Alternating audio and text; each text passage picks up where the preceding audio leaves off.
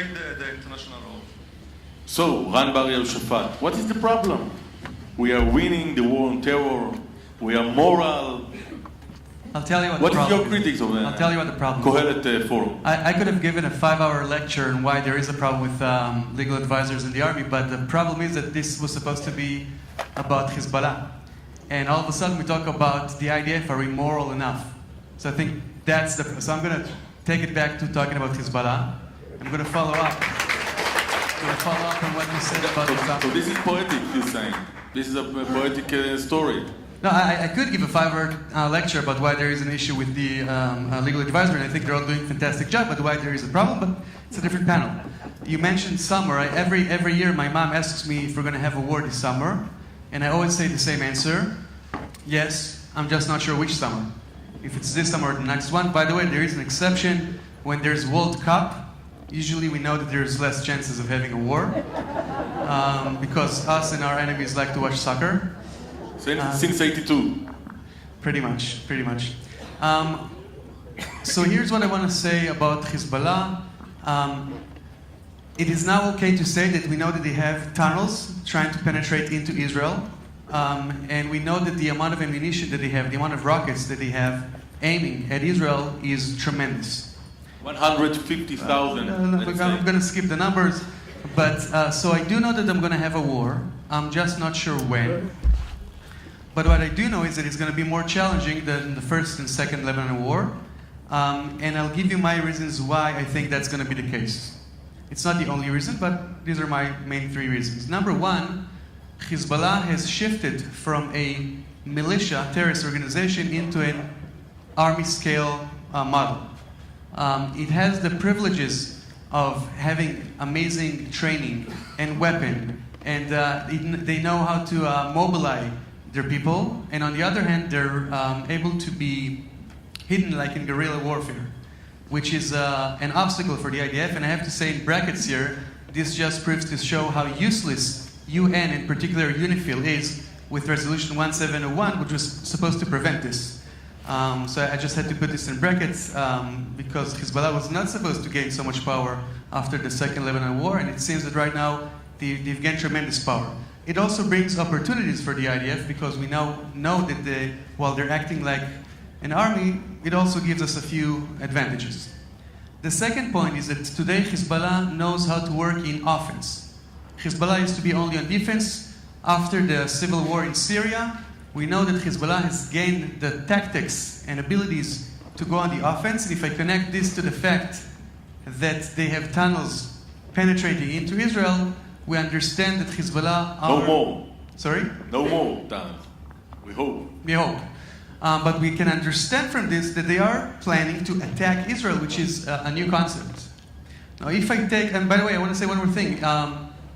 The Hezbollah today have more war experience than active service soldiers. There isn't one single IDF active service soldier that has combat experience. I'm not talking about commanders. I'm talking about soldiers. Baruch Hashem, let's hope that they wouldn't have to have combat soldiers, but it means that the IDF active service soldiers have not seen war, and many Hezbollah, if not all of them, have actually gained combat experience, gained confidence. They know how to mobilize platoons, which they did not have that ability in the past, and that's dangerous for us.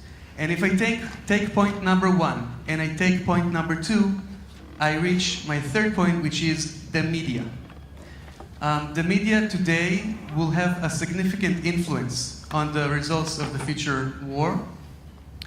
And when we know that Hezbollah has the ability to attack Israel in such a severe way, we can also understand that Israel will retaliate, and will retaliate with might force.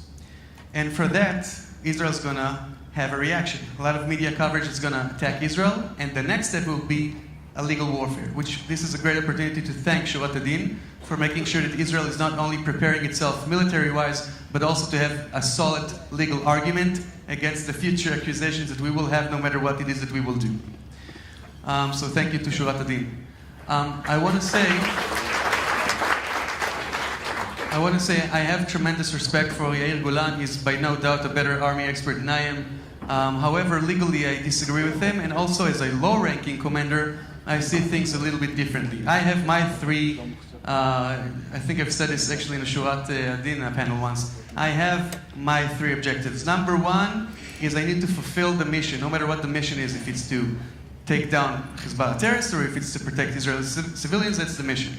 Number 2 is to bring back my soldiers alive. Number 3 is to try to prevent collateral damage. And also from a legal perspective, I reject the concept of proportionality. If someone attacks me with a knife, I think I can shoot him with a tank. Doesn't matter.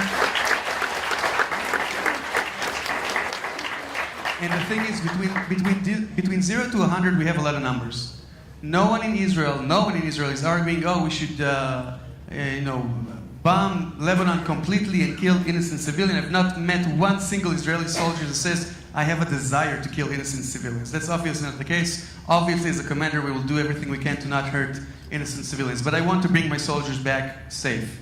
And if Hezbollah are going to fire rockets into Israel, and if they will penetrate Israel and take a town in the north of Israel, Israel will respond, and I hope that it will respond with no proportions.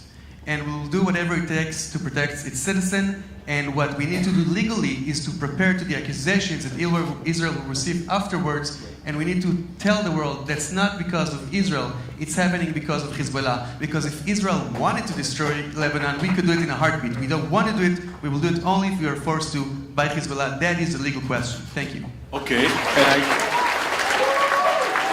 Yeah, they like you, Ran. Okay, so I want to add one more, I would like to add to this discussion one more term, which I think we are familiar